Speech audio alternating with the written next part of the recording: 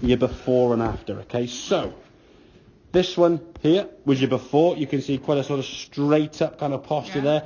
And then when you swung back, we stood up even more. And at that position there now, I would say pretty much you're kind of straight up, aren't you? Yeah, your arms are very high. Your left arm is really high, kind of going across your face there, as you can see.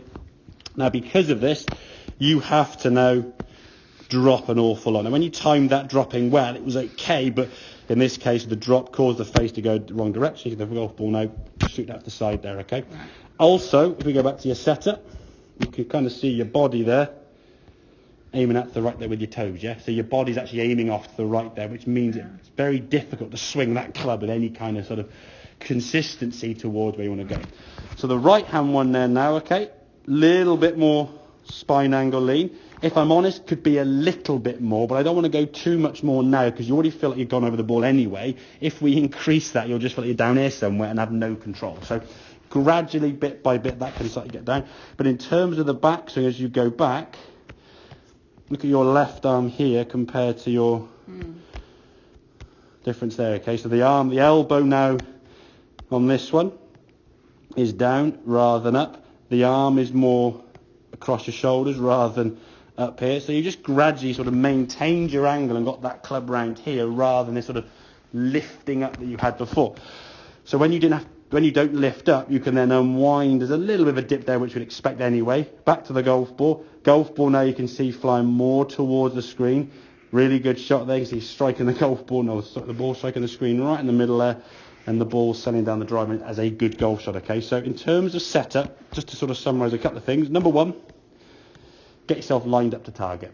Think about when you're throwing a ball, you face the person you're throwing to and swing your arm kind of where your body's pointing.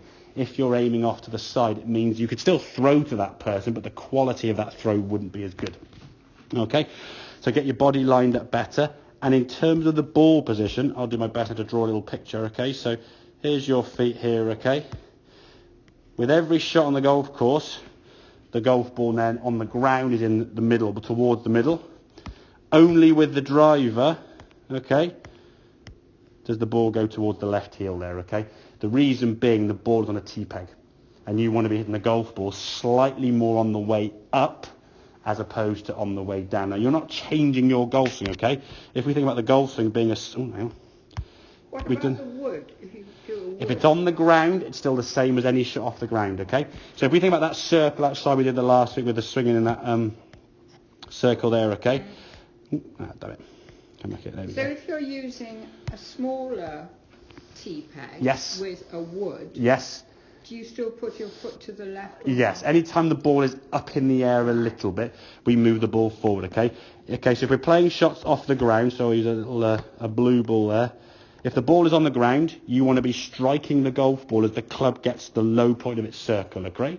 So the ball's coming down here, that's going to mean the ball's in the middle. If the ball's on a little T-peg, okay, like so, and therefore that means the ball's slightly higher, we put the ball later on in our stance, so we're catching the ball kind of on the way up, yeah? So the ball moves a little bit further forward in our stance, or towards our front foot, so we just catch the ball later on in that circle. Does that kind of make sense with that kind of poor drawing there, okay? The idea being, we don't have to change the swing, that's the ideal thing, okay? The ball's teed up for a reason, there's not much angle on that golf club. So to help get her up in the air, we just put that ball and tee it up a little bit so we can actually hit that golf ball a bit later and sail up in the air rather than coming down on it and just driving it on the ground very, very low. So the setup is going to be the main change. The swing then doesn't change. Right. You've got one swing, one circle to remember rather than having potentially 13 clubs and 13 different swings. It'd be just too much to take in, wouldn't it? So anytime the ball's on the ground, whether using your wood, an iron or whatever club it would be, the ball is more towards the centre, maybe just a bit left of that, but more towards centre. As you're playing tee shots where the ball is teed up, whether it's a little wood or a driver, the ball is on a tee, therefore up in the air, we move the ball towards, the target, okay? Just a little bit nearer to our front foot, slightly speaking. Okay, does that kind of make sense, all that there, Joe, yeah? If any time you're not too sure, you want to just question, okay, I don't know what's going on, what does he mean by that? If when I send this through, you watch back and go, oh, hang on, what does he mean by that? Please, please, please just reply back and say, can you explain in a different way? and I'll do what I can to try. So at least you go when you understand what the difference is with this club compared to the other ones. And like I said, when you're on the course playing, if you want to just use it on the golf course and tee it for every single shot, then do that. Just get out and enjoy it and get practicing with that golf club so you get used to it.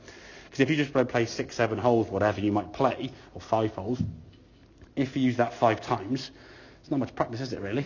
So try and get as much time as that we can do. Okie dokie?